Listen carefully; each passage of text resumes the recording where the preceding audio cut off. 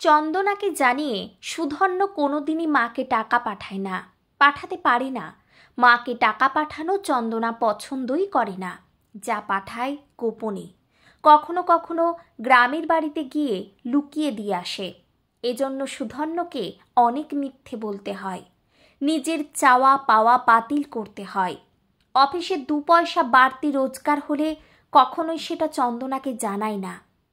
বাজিতপুরের এক নিঃস্ব ফ্যামিলি থেকে চন্দনাকে পছন্দ করে আনা হয়েছিল ভালো ব্যবহারের আশায়।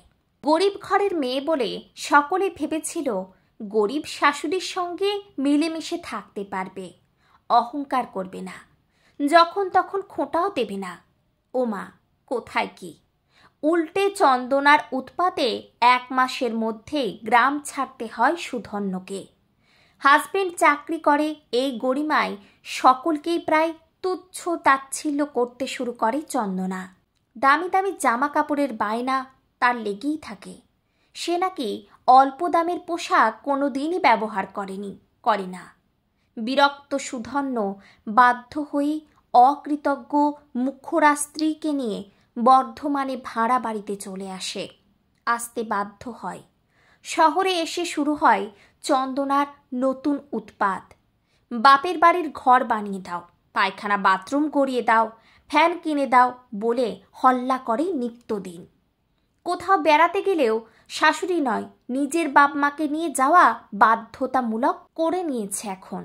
সুধন্য মারাত্মক মুখ চোরা, উঁচু গলায় কথা বলতে শেখেনি, ঝগড়া করতে মারপিট করতে শেখেনি, মুখে মুখে তর্ক করতে শেখেনি, প্রতিবাদ করতেও শেখেনি।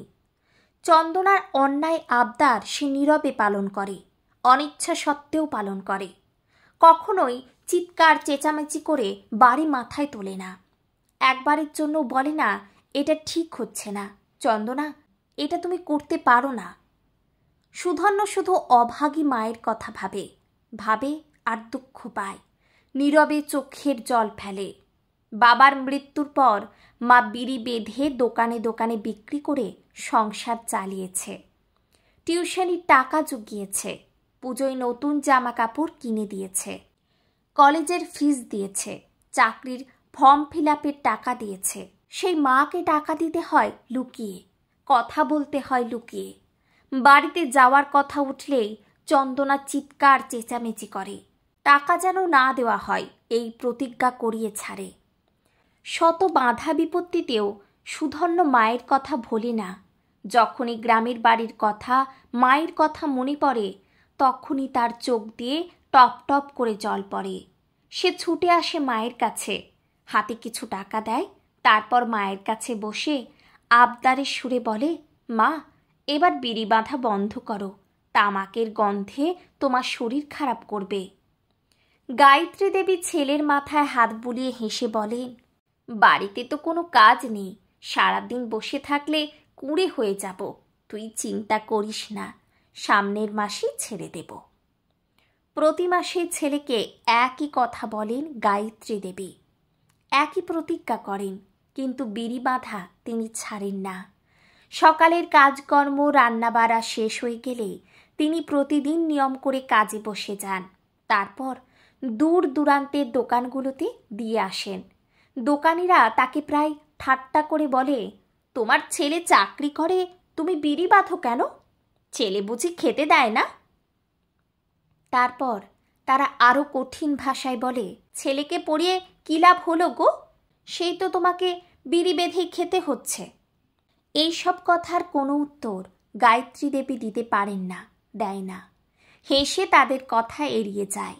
আড়ালে এসে ভাবে, তাই তো, তার ছেলে তো চাকরি করে। তারপর তার বুকের মধ্যে কেমন একটা ভালো লাগা হু হু করে ঢুকে পড়ে, চোখটা ঝাপসা হয়ে আসে, ছেলের জন্য গর্ব হয়। সে তো জানে ছেলে তাকে কত ভালোবাসে, প্রতি মাসে টাকা দিয়ে যায়, খোঁজ খবর নেয়। কয়েক বছর হয়ে গেল সাধনপুর রিজিওনাল অফিসে তেমন কাজ নেই সুধন্যর। সারাদিন প্রায় বসেই কাটে। নিয়োগ নিয়ে গোলমালের জেরে অফিস প্রায় উঠেই গেছে। যারাও বা আছে নিয়ম রক্ষার জন্য আছে। আজ সুধন্যর মনটা ভালো ছিল না। অফিসে আসার সময় চন্দনা অনেক কটু কথা বলেছে। গতকালই সে বাড়ি গেছিল, সেটা চন্দনার পছন্দ হয়নি। মায়ের শরীরটাও ভালো নেই। কতদিন যাবৎ মাঝে মাঝে ফোনে বলেছিল।